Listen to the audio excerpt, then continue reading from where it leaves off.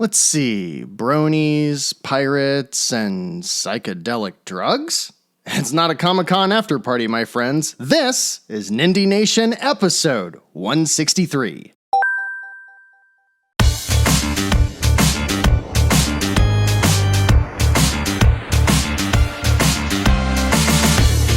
Greetings, citizens! I'm Jeff, and today we're taking a look at 24 brand new indie games hitting the Nintendo Switch through October 23rd. If you're new here, thanks for joining us. You can also find us on Twitter, and there's a whole community of citizens waiting to meet you over on the Nindie Nation Discord. Want to see a couple of this week's new releases in action? Well, you're in luck, because this Thursday at 10 p.m. Eastern, we'll be checking out One True Hero and more during our Nindies at Night stream. Hope to see you there.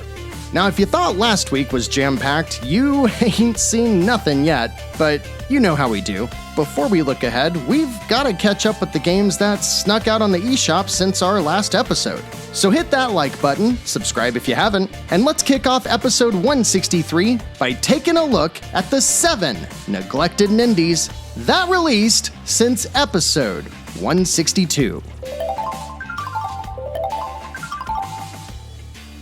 First up in the pile of games that look decent but not quite good enough for the publisher to advertise before their release is from Red Deer Games. Reki seems like a neat little puzzle game that mixes Pipe Dream with MC Escher, and it's only $2.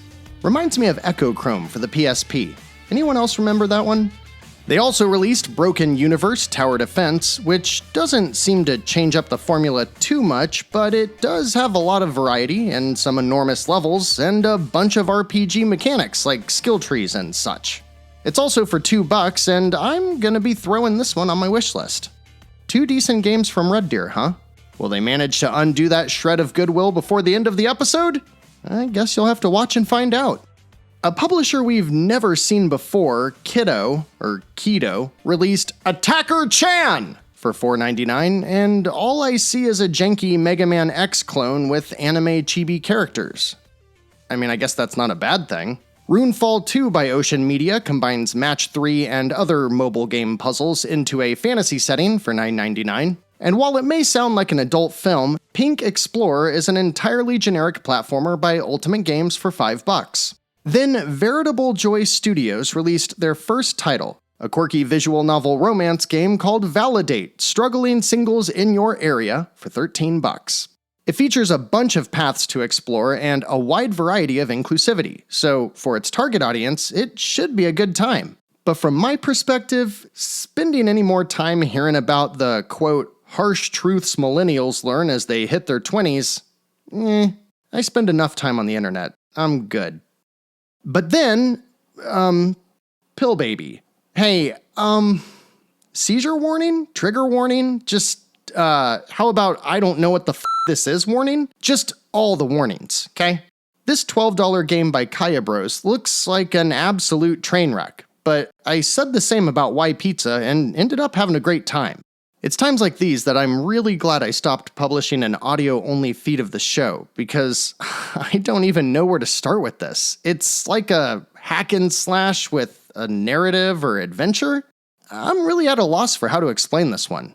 That said, I think we should check it out on Nindies at Night. What do you think? Not too bad of a list. I could see Validate and Reki finding an audience for sure, but I can't deny how morbidly curious I am about Pill Baby. Sound off in the comments if you want to see more or if you're picking up any of the neglected Nindies, and let's look at the week ahead. These are the 24 new releases hitting the Nintendo Switch through Sunday, October 23rd. This is a picture of me. This is me rocking a My Little Pony shirt during my daughter's My Little Pony themed birthday party a few years ago. Leading up to that party, my daughter and I watched all of Friendship is Magic, saw the movie and all of the made-for-TV movies, played with the toys every single day, belted out the soundtrack on our way to daycare. Hey, don't knock it. Time to be Awesome is a banger. And, you get it. I may have been introduced to it as a dad, but I went full-on brony. Similarly, in 2015, Main 6 started an Indiegogo for Them's Fightin' Herds, a fighting game based on being as close to My Little Pony as possible without copyright infringement. And after 7 years of development and a PC release in 2020, it kicks off the week as the sole Switch game releasing on Tuesday the 18th. Now, I am terrible at fighting games, but I'm probably going to give this one a try because I love the voice acting and how every single character has a full-blown story mode. Plus, it's fun picking out all the references. It's only $20 too, which is pretty cheap for a fighting game that's this jam-packed with content. I don't really have anything else to say about it since my fighting game expertise pretty much stops at Marvel vs. Capcom 2, but I'm excited to give this one a go. And shout out to Arizona, the Applejack lookalike. That's probably who I'll main. Main, get it? Main, get it? Okay, never mind. On Wednesday the 19th, a team called Softstar releases a party game called Rich Man 11 for $18.99. It looks like Mario Party if it featured the demon spawn from Cocomelon and apparently dates back to 1989. If so, it's clear where Mario Party got its inspiration from. Its gimmick is an economy system with stocks and properties you manage, so in that way, it's also kind of like Fortune Street, the obscure Mario Party-like game on the Wii that was published by Nintendo and actually did release in the West. Has anyone ever heard of this series? Did anybody actually play Fortune Street? Let me know. Then Sometimes You releases Nevmo Capsula with a discount for $3.99. And while I don't like the casual adventure / point-and-click games, I do like this one's premise. The world is frozen in time around the World War II era and has an atom punk vibe similar to Fallout. Your focus is on this odd mail system that leverages train tracks sprawling throughout the world. And watching the little mail train in action is strangely therapeutic. It's developed by Pemeshkin Valentin Igorovich and has received mostly positive reviews. With 15 games on the big Thursday drop, we're going to get things started with Sea Horizon for $14.99. I really like what the Taiwanese team at 45 Studios got going on here, and there's a lot going on here. The setup revolves around pirates on the high seas looking for treasure and that sort of stuff, but the gameplay is like a who's who of beloved RPG systems. You traverse the world like you would a tabletop game, rolling dice and moving your character across a hex-based map. Once you find your enemies or stumble across a cave or dungeon of some sort, the game switches to a turn-based, card-driven combat that fans of Darkest Dungeon will immediately recognize, all the way to its hunger system, which plays out like Darkest Dungeon's sanity mechanic. You get multiple playable characters to build your party with, all kinds of loot, equipment, and enough skill trees to make a grown man cry, and should you finish the game's main story, there are endless randomized modes to tackle to keep you playing for as long as you're having fun. I think East Asia Soft has a winner on their hands here, and in case you didn't pick up the clues, Sea Horizon is locked and loaded with procedurally generated levels, roguelike mechanics, and and RPG elements. How's that? I think, though, that the game I'm most likely to play all the way through this week, assuming it delivers, is Beholger by Dolores Entertainment. With one look, you should know what you're getting here. Structurally, this is a Metroidvania, but with a theme that falls somewhere between Castlevania and Conan, or He-Man, or some other mythical alpha male who refuses to wear a shirt. You know, like Fabio. In fact, the gameplay looks quite similar to Sirkin Bakhar's last release, Ghoulboy, albeit much more refined. Beyond the exploration, backtracking, finding new abilities, and all of that, I can't tell if there's any kind of experience or leveling system, which is how I discern between a Metroidvania or just a Metroid-like. I do want to find out though, and the game's only $10, so I'll see if we can get a copy and check it out on Nindies at night. However, if you prefer your classic throwback of the week to be more of a top-down flavor, don't worry because Cubite Interactive has got your back. Doomed to Hell is a simple twin-stick shooter where you battle endless waves of pixelated demons. And while it seems a bit one-note, it is only $5. The developers, Gagomph, Ulan, and Rosal, certainly didn't ring any bells for me, but they previously worked together on Gemini, which is a very similar game that we played on Nindies at Night a couple years back. I had fun with Gemini, and I like what I'm seeing here, so I'd say this one is also worth considering if you're looking for a twin-stick shooter with procedurally generated levels, roguelike mechanics, and RPG elements! And then we've got a few smaller, simpler games to touch on, starting with Tempest for $6.99. It's a serene first-person puzzle adventure by Jandusoft and K148 Game Studio, and it's got a cool pitch. You're the only inhabitant on an island, and then a big light totem thing appears and brings a bunch of environmental puzzles to solve with it. Each time you solve a puzzle, the island jumps through time by up to thousands of years. It sounds pretty cool and kind of like a smaller version of The Witness, maybe. Cubic Ban is a $3 ultra-simplistic puzzle game by Dillyframe that is flying so far under the radar that when I searched for the actual developer and game name, I received the Google did not find any results page. So either this game about moving cubes is widely unknown, or I'm actually in a dream state right now as my body is hooked up to a machine, feeding me dreams about becoming a hardly relevant YouTuber skating by on childish humor and tertiary knowledge of games that nobody else talks about. I mean, would make sense with all these dreamlike games we're covering this week. Tell me, are you awake right now? You think you are. But do you know? Holy shit! Somebody wake up Christopher Bradford because Artifex Mundi has risen from their coma and published a brand new game based on that time I ate way too much chili and couldn't tell why my underwear smelled so bad. Lost Grimoires 2 Shard of Mystery is another Myst-like puzzle game for $15, bringing back the watercolor artwork and Shard of Mystery. And speaking of dreams? Comas? First person? I don't know. There's another Airy game. This time it's called Last Day of Earth, and I swear we're building some kind of list here that's piecing together a puzzle of some sort. Why is everything about dreams and time travel and blank Google results in the goddamn apocalypse? And why did the damn bird survive the apocalypse? Oh, so we can spend $10. Thanks, Epic.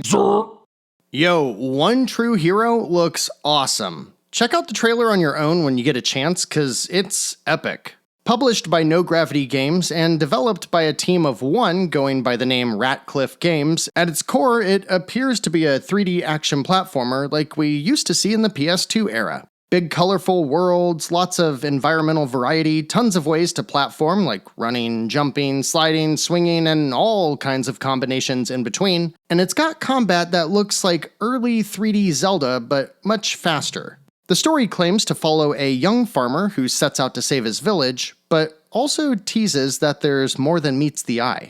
Sometimes these games don't show as well on Nindies at night, when the first hour or two is a lot of world building, but I have requested a code and hope we get to check it out when it releases on Thursday for $14.99. I'm excited for this one.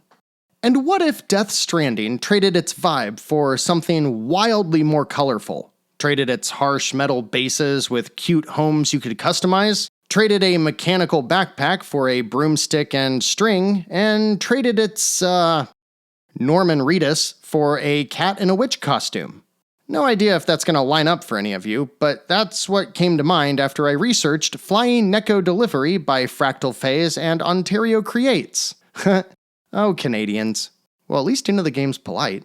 With the core mechanic of making deliveries, it's good to see the open world flying around on a broomstick mechanic seems competent and fun.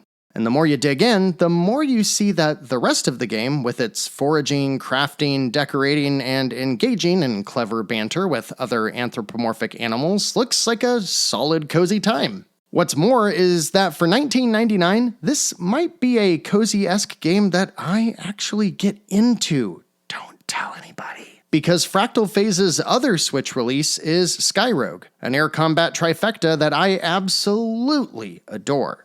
Oh, and we're getting another game in the Toho franchise, which means I get to read online about how the collective internet can't decide if it's Toho, Too-Hoo, or Too-Ho. But the latter is less of a game and more the company my college roommate kept. Releasing by the fine folks at Phoenix, we get Toho Gyoko Ibun tilde Sunken Fossil World.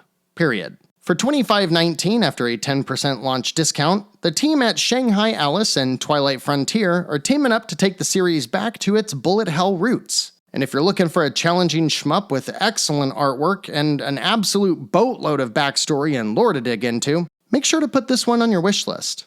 And then we've got a unique take on the puzzle platformer with Shutter Nyan Enhanced Edition by CFK and Project Morium. As a cat lost in another world, you'll use your camera to copy and paste parts of the world as you find your way back home. It's a cool and different gameplay concept, which is why I'm really glad to see there's a demo available. You'll use your camera to help complete fetch quests and then build an inventory of sorts via your camera roll, but for the most part, it looks like you use the camera to create platforms that'll help you reach the end of each stage. There's multiple endings based on how thorough you are, and with a $13 asking price, it can't hurt to at least give the demo a whirl. Back to your Halloween spooky game fix for the week. Robot Invader has a first-person horror mystery set in 1971 Chicago with Dead Secret Circle for $14.99. Your search for a serial killer has led you to a condemned apartment building where you'll simultaneously try to determine who the serial killer is, while also, trying not to get dead. There's a lot of content here through multiple endings and such, so if a slow burn psychological thriller is on your Halloween to-do list, check this one out. Après la pluie, après la pluie, la pluie, après la pluie. So this game's name translates to After the Rain and is a heartfelt collection of 4 short, relaxing stories about a girl and her grandpa.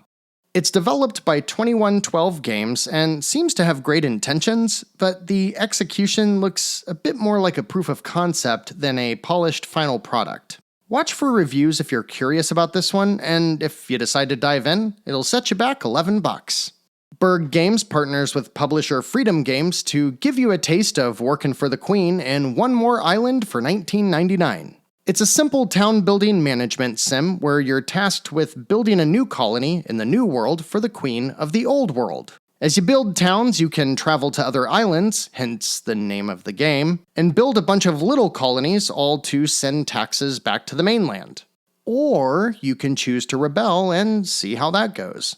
It's that last part that makes this a fun departure from other games like this, and though there aren't many reviews yet, those that are out there are mostly positive. Last up on Thursday is the Jackbox Party Pack 9, which releases for $29.99. If you're not aware, these are interactive games meant to be played mostly, I would say, with non-gamers. You throw a game on the screen and everyone in the room uses their phones to submit answers. Sometimes you compete for the dumbest drawing, sometimes you answer trivia, sometimes you try to deceive everyone in the room, and sometimes you're all working together to solve a crime. This latest collection includes a new version of Fibbage, which is my favorite game. But as far as the other 4 inclusions are concerned, I'd just recommend jumping on Twitch to find someone else that's streaming it. That way you can play the games for yourself to see if they're worth the full bundle. These games are always a blast though, so if you can't jump in with the latest collection, there are plenty of others to pick from, as well as standalone titles like Drawful and Fibbage itself. And both of those are usually only a couple of bucks when they're on sale. Friday the 21st rolls around with 6 games to touch on, the first being Halloween Hero. Get it? Hal? 'Cause it's a dog? That's right, you play as a dog roaming the streets during trick-or-treat. You make your costume and you complete fetch quests for the neighborhood. Fetch quests, 'cause you're a dog. Get it? It's cute, that's for sure, but I'm struggling to see if it's more than just roaming around from one point to another. So before giving Gossamer Games your $10, I'd just caution you to check some reviews first. Checkmate Publishing brings us Fantasy Blacksmith, which just might be the darkest video game I've ever seen. It's a collection of puzzles and minigames meant to help you see what it would be like to live in a dark dungeon and forge swords all day. For $10. The first title to hit the Switch by Alda Games is The Walking Zombie 2 for $9.59. As you can see, it's a janky, generic first-person shooter. Apparently, it's got a karma system and is set in an open world, and supposedly leans into the days of the quote, good old single-player post-apocalyptics FPS. This does sound kind of fun, as long as it plays decently well, but it's also something I'd probably wait on until there's a steeper discount. Your classic pixelated point-and-click adventure for the week is here in Crowalt Traces of the Last Colony for $9.99. It's developed by Madcraft Studio, who might be the first developer we've ever covered from Istanbul, and it's also published by Checkmate Publishing. After a ship sets sail to establish the first American colony in 1587, it's now 150 years later in 1737, and you're setting sail to find out if they ever made it. The tone is lighthearted and all around seems to be inspired by the classic LucasArts games. So if that's your bag, this one's probably for you. You might look at the game She Wants Me Dead and think it's a cheap Limbo ripoff like I did, but boy am I glad I dug further, so let me tell you why. Partnering with Red Deer Games, a studio called Hello there. Games releases this little game about a cat who devises traps for their, owner, I guess. And then, well, actually, I don't think I understand the premise of this game at all. It's a rhythm-based runner platformer, so think like Bit Trip Runner. The music sounds good, and the vibe is dripping with dark humor. So, I mean, for $10, a simple, stylish game about a cat trying to kill you? Sounds kind of fun. Last up this week is a similar idea with a completely different execution, as Sergio Pavaroni and Nick Urs team up with Radaleka Games to release Runout for $4.99. It claims to be a dynamic runner platformer with logical riddles that is set in the future. It's an auto runner where you change directions whenever you hit a wall, so it makes me think of Super Mario Run or Super Meat Boy Forever. Other than that, it's also got a cool vibe, but this one is much brighter and cyberpunk-y. So take your pick. Are you in the dark on the run from a murderous cat, or are you trying to stop some evil exoskeleton corporation? What about the rest of the week? You checking out them's fighting herds? Sea Horizon? Maybe something retro like Beholger or something simple like Doom to Hell? I think I'm most looking forward to One True Hero, I think, but there's all kinds of stuff to pick from this week, so let me know down in the comments what tickles your fancy. You can also find us on Twitter, and we'd love to see you join our growing Discord community. All are welcome. This Thursday for Nindies at Night, we'll be checking out One True Hero for sure, and I would like to add Beholger into the mix as well. I'd say we should check out them's fightin' herds, but I suck at fighters, so I don't know if that would be any fun. If there's something you want to see more of, as always, let me know, and be sure to stop by this Thursday at 10 p.m. Eastern. Otherwise, citizens, that's it for this week. Thanks so much for watching, liking, and subscribing. And don't forget, the best way you can help us grow is to share Nindie Nation with others. Until next week, I'm Jeff. This has been Nindie Nation episode 163. And remember, no matter what type of game you're looking for, Nindie Nation will be right here to help you find just the thing to keep your Joy-Cons synced.